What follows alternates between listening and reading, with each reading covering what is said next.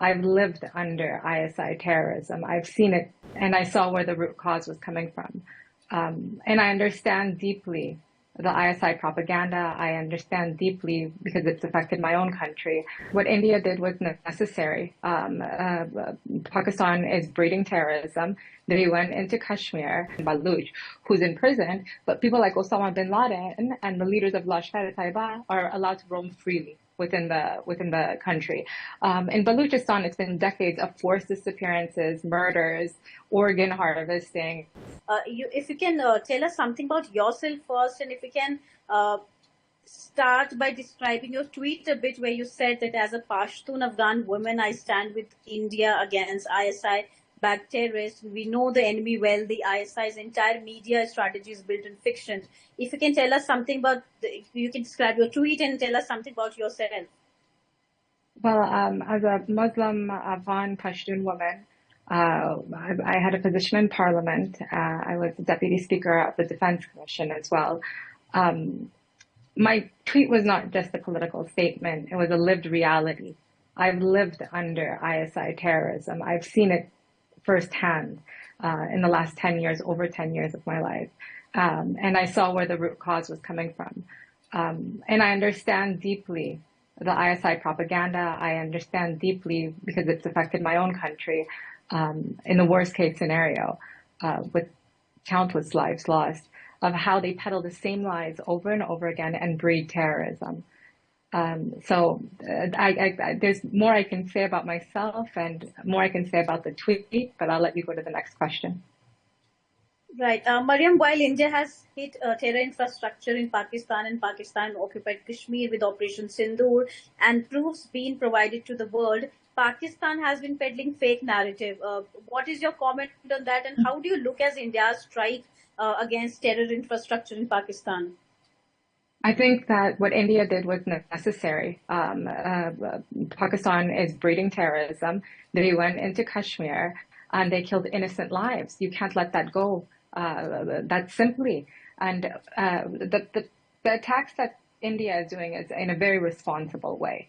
They're going after terrorism outposts, terrorist camps, places where the military is helping terrorists breed even more in Pakistan. So the propaganda that's being peddled by India is the same issues that they've been doing for the last 77 years. It's the same lies that they've been peddling out of these troll farms online, out of their paid media spokespeople that are speaking, even out of their own ISI, their leadership, as well as their Minister of Foreign Affairs. They're peddling lies. They're deflecting, blaming the United States for supporting the terrorists and forcing them to harbor terrorists within their borders, or they're blatantly threatening the world with nuclear annihilation. It's completely ridiculous, and I think the world is understanding very clearly who India is and how that's an economic power that's helping uplift the world, and who Pakistan is. Pakistan is now known for terrorism, and they're inflicting terrorism amongst their own people as we speak. All right. Talking about Pakistan, Balochistan has been burning for decades. The people of Balochistan don't have much access to their own assets. Pakistan is unable to hold ground in their own country. They have the Balochistan people have been killed. They have vanished. How do you look at the war and aggression that Pakistan is facing within, and now Baloch leaders, they are declaring independence from Pakistan and seeking support from India and global community? Well, it's not just the Baluch. It's the Baluch, it's the Pashtuns, it's the Sindhis, it's even Punjabis. I think everyone is sick of a military dictatorship that they're living under. In Baluchistan, we have a peaceful, non-violent activist like Dr. Mahrang Baluch, who's in prison, but people like Osama bin Laden and the leaders of Lashkar-e-Taiba are allowed to roam freely within the country.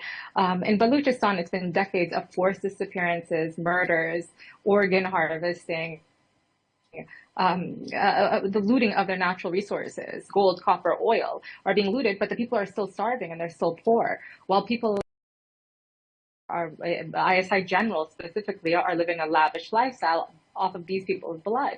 So then they come in and they say, okay, we're doing counterinsurgency projects in Balochistan or in Khyber Pakhtunkhwa. This isn't counterinsurgency. What you're doing is forced colonization, forced occupation is what's happening in Balochistan and in Pakhtunkhwa. So unless you have a military stronghold, you can't keep your own territory. So within the borders of the so-called borders of Pakistan, they're using military to keep control of their own people. So this country is slowly imploding from within. And if it doesn't get under control very soon, what worries me the most is where these nuclear powers are going to go. Where are the nuclear weapons going to go, and whose hands are they going to go? Because they've bred too much terrorism.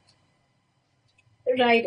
Mariam, talking about India, India provides various forms of aid to Afghanistan, including humanitarian assistance, developmental partnerships, and infrastructure products. How do you look at India's support for Afghan people?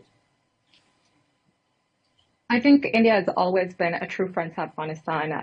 They haven't supported any warlords. They haven't supported any proxy regimes. They haven't supported anyone. They've supported the Afghan people, the Afghan nation, from schools to food to dams to health. It's beautiful, and I think that we saw the solidarity of the Afghans come out whenever this war between Pakistan and India came to, and wholeheartedly, the Afghan people stood up and said, no, we're standing with India. We see through the lies. We will not stand with Pakistan. So the Afghan people, not speaking from any government or warlord, the Afghan people are true brothers and sisters to the Indian people.